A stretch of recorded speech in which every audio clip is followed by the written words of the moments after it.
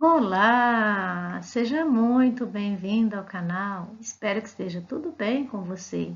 Chegamos aí então ao PET final avaliativo.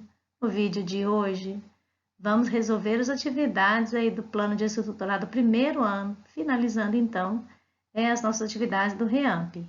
Eu sou a professora Ellen Mendonça e esse é o meu canal.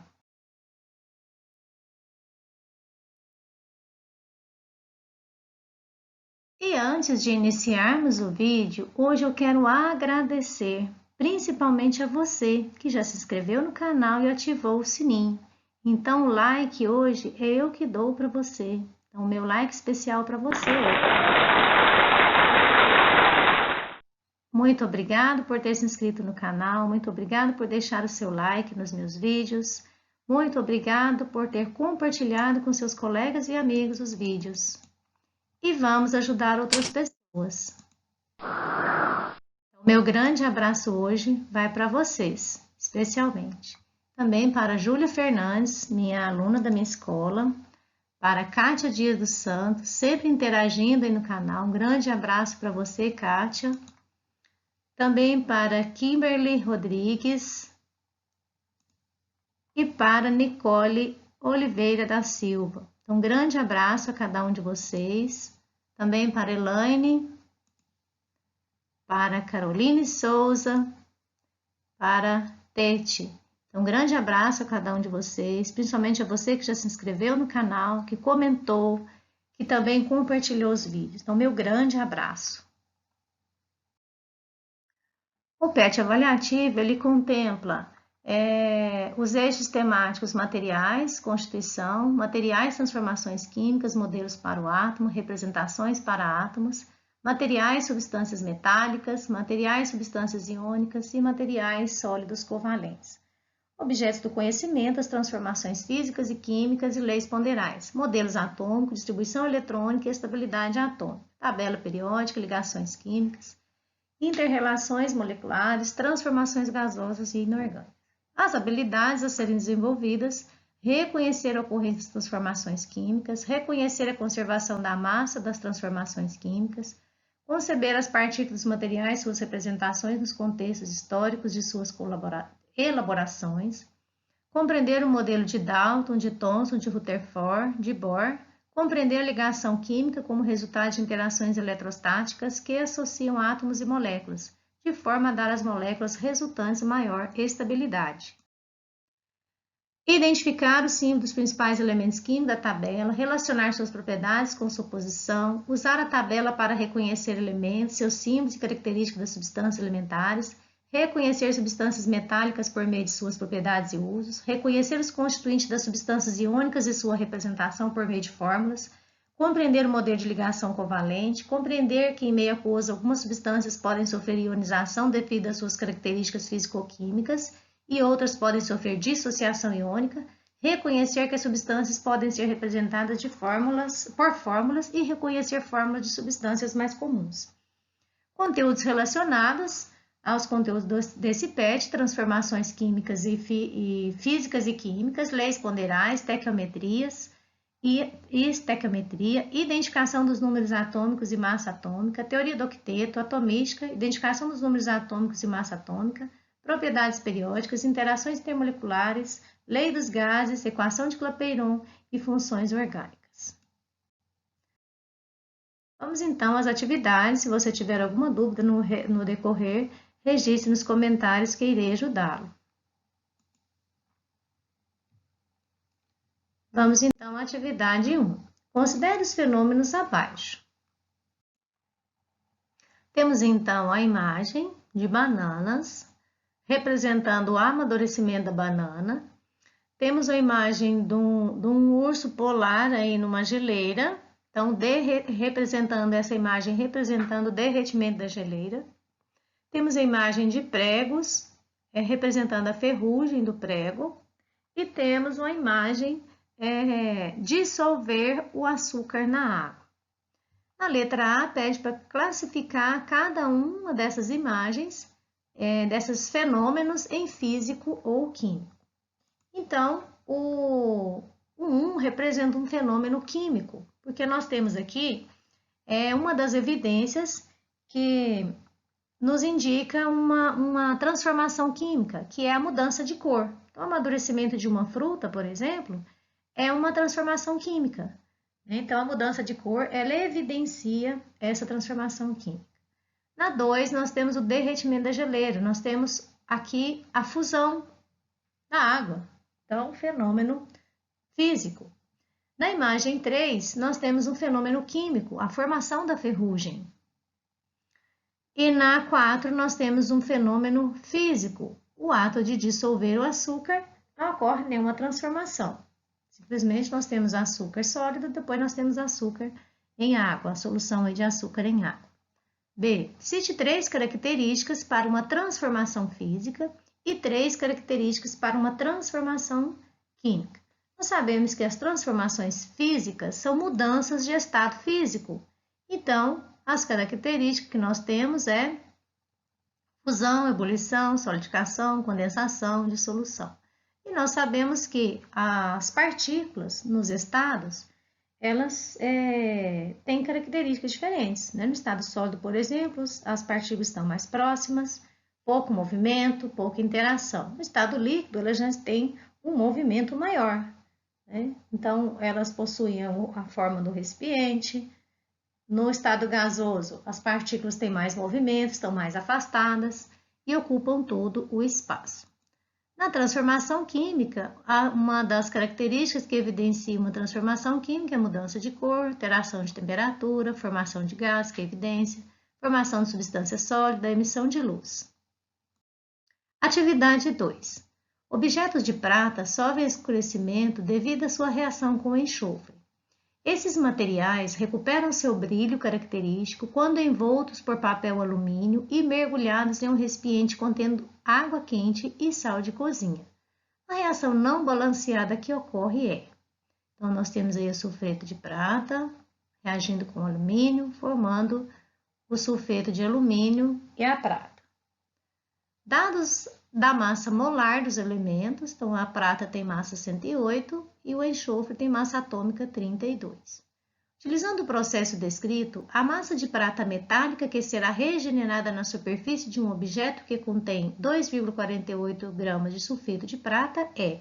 Então, para resolver essa atividade, inicialmente nós vamos fazer o balanceamento, ou seja, por onde a gente começa a fazer o balanceamento? Por onde nós temos os átomos com índices maiores. Então, nós temos aqui o alumínio com 2 átomos e o enxofre com 3. Então, nós vamos iniciar pelo enxofre. Nós vamos colocar aqui 1 e vamos colocar aqui no sulfeto de prata 3. Logicamente, nós temos aqui 2 alumínios, vamos colocar aqui 2 alumínios. Então, sobrou então a prata para a gente finalizar. Então, como nós temos aqui 3 vezes 2, então, nós temos um total de 6 pratas. Então, vamos colocar aqui o coeficiente 6. Então, nós temos 3 mols de sulfeto de prata reagindo com 2 mols de alumínio, formando 1 mol de sulfeto de alumínio e 6 mols de prata.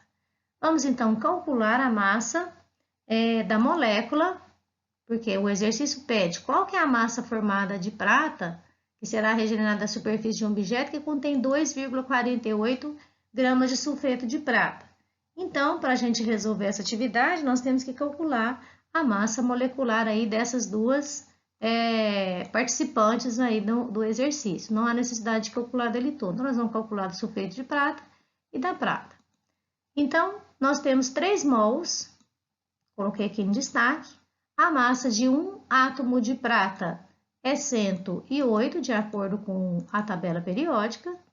Então, aqui 108, 108. Como nós temos índice 2 de atomicidade para a prata, então nós multiplicamos a sua massa por 2 e somamos mais a massa do enxofre, que é 32. Então, dá um total aí de 108 vezes 2 mais 32, 248, vezes 3 mols, 744. Então, 744 gramas é a massa de 3 mols de sulfeto de prata. A prata é massa 108, então 6 vezes 108 vai dar um total de 648. Então, agora é só fazer aí uma regra de 3, ou seja, multiplicar o 744 pela massa e o 2,48 por 648. Então, nós vamos ter aí um total aí de 2,16 gramas de prata. Então, multiplicando, dividindo, o que tem que ser feito, chegamos à resposta aí da letra D. 2,16 gramas será a prata, a massa de prata regenerada na superfície do objeto, certo? A figura abaixo traz a representação simbólica de alguns modelos atômicos. Temos então a representação dos modelos de Dalton, Thomson, Rutherford, Bohr e Schrödinger. Analisando cada modelo, faça um comparativo citando as principais características entre o modelo atômico de Dalton e o modelo de Thomson. Bom, observe então as duas imagens do modelo de Dalton e Thomson. O que acrescentou de um modelo para o outro? Então, Dalton, como era o seu modelo? Era o átomo, para ele era a forma esférica, maciço, era a menor parte da matéria, também indivisível e indestrutível. A representação do seu modelo é a bola de bilhar. Já para Thomson, o átomo continuava sendo esférico, não era maciço, tinha a presença de partículas pequenas e com carga, que foi denominado os elétrons, e o seu modelo era representado através de um modelo de pudim de pastas. Então, acrescentou-se aí a natureza elétrica da matéria, ou seja, as partículas, prótons e elétrons.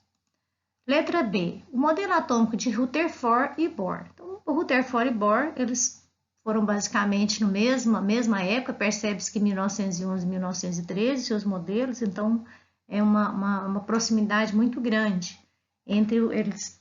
Fizeram os estudos basicamente ao mesmo tempo. Então, para Rutherford, o átomo tinha um núcleo pequeno, denso e tinha carga positiva. A eletrosfera tinha espaços vazios e presença de elétrons de carga negativa. E ele representou o seu modelo atômico pelo sistema planetário. Bohr acrescentou a esse modelo de Rutherford com a divisão da eletrosfera em órbitas, onde estariam os elétrons. As órbitas correspondem aos níveis de energia, que seria o K, L, M, N, O, P, Q. Os elétrons podem saltar de uma órbita para outra, ou absorver, ou emitir energia. O nível mais energético seria o mais distante do núcleo e o menos energético o mais próximo. Então, aí estão os comparativos, as características entre os modelos de cada um aí desses cientistas. Atividade 4. O ano de 2019 foi considerado o ano da tabela periódica. Essa é uma ferramenta importante que levou anos para ser formulada, como nós a conhecemos hoje. Sobre a organização da tabela periódica, é incorreto afirmar que.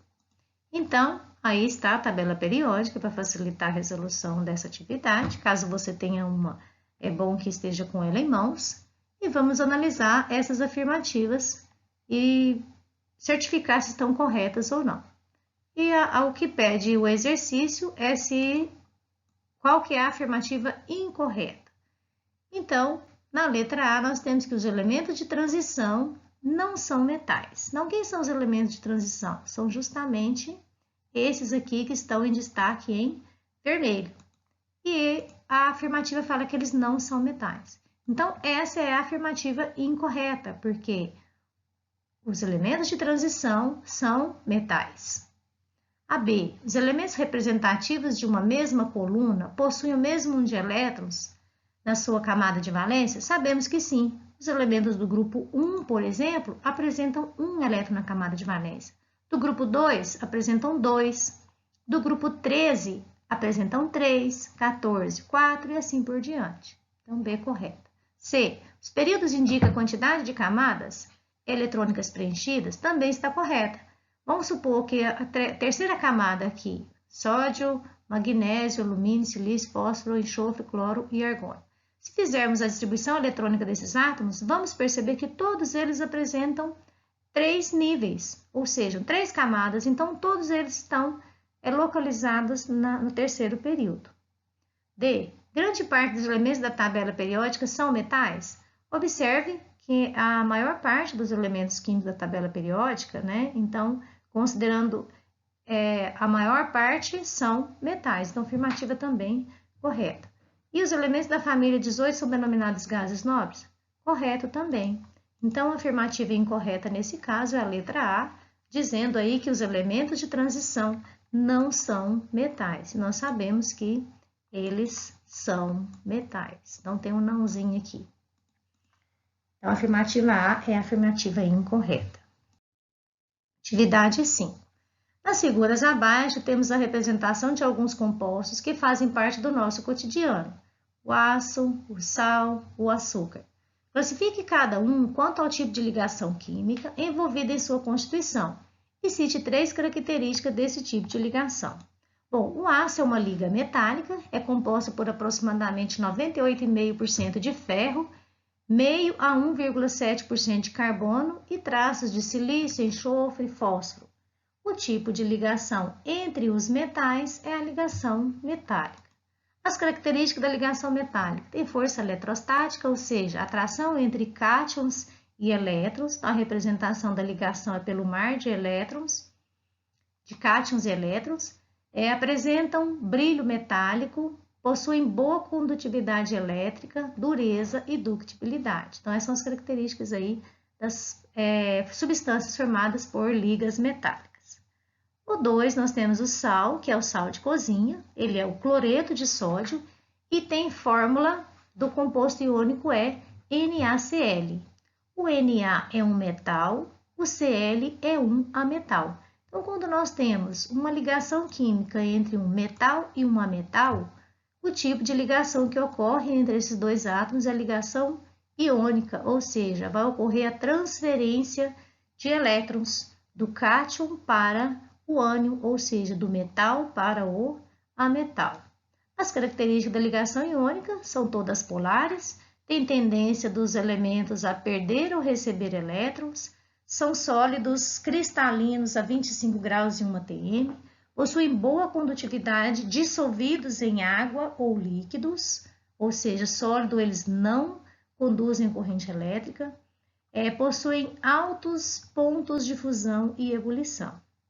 Por último, nós temos aí o açúcar, que é a sacarose, e a sua forma molecular é C12H22O11.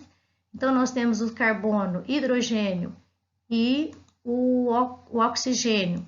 São todos não metais ou ametais. Então, o tipo de ligação que ocorre entre os ametais é a ligação covalente ou ligação molecular. Na ligação covalente, as características são as substâncias apresentam baixos pontos de fusão, tendência dos elementos de compartilhar pares de elétrons, apresentam-se nos estados sólidos, líquidos ou gasosos, no geral são insolúveis, porém a solubilidade depende da polaridade da molécula, não conduzem a corrente elétrica nos estados líquidos ou sólidos. Atividade 6. Svante Augusto Arrhenius foi um químico sueco. Recebeu o Nobel de Química de 1903 em reconhecimento dos serviços extraordinários concedidos ao avanço da química pela sua teoria eletrolítica da dissociação. De acordo com os conceitos propostos por Arrhenius, defina ácidos e bases e dê 3 exemplos de cada. Então, segundo a teoria de Arrhenius, os ácidos são compostos moleculares, ou seja, são aqueles formados por ligações covalentes, onde ocorre o compartilhamento de pares de elétrons, que ao ser dissolvidos em água se ioniza, gerando íons H+, ou H3 ou mais como cátions. Exemplos, nós temos o HCl em água, formando o H3 ou mais, e o Cl-, que é o ânion cloreto. O ácido perclórico em água vai liberar o H3 ou mais e o perclorato, o ânion. O ácido sulfúrico vai liberar o H3 ou mais, ou simplesmente H+, e o ânion sulfato. Lembrando que como ele tem 2 hidrogênios ionizáveis, vai liberar um hidrogênio de cada vez. E as bases, segundo Arrhenius, toda substância que em solução aquosa sofre dissociação iônica, libertando como ânion apenas o íon OH-, que é chamado de hidroxila ou oxidrila, é uma base ou hidróxido. Exemplo, temos aí o hidróxido de ferro 3, liberando como cátion o íon, o cátion Fe3+, e 3 hidroxilas. O hidróxido de amônio, liberando o NH4+ como cátion e como ânion, uma hidroxila. E o hidróxido de cálcio, liberando aí como cátion Ca2+, e 2 hidroxilas. E assim, nós finalizamos então as atividades aí do PET avaliativo, finalizamos também as nossas atividades do REAMP. Eu espero que você tenha aprendido alguma coisa, né? Então, deixo aqui o meu abraço a você que partilhou comigo aí nesse tempo de pandemia. Então, fico muito agradecida de você estar compartilhando os meus vídeos, estar curtindo os vídeos, deixando seu comentário. E meu grande abraço é para você hoje. Até a próxima, fique com Deus.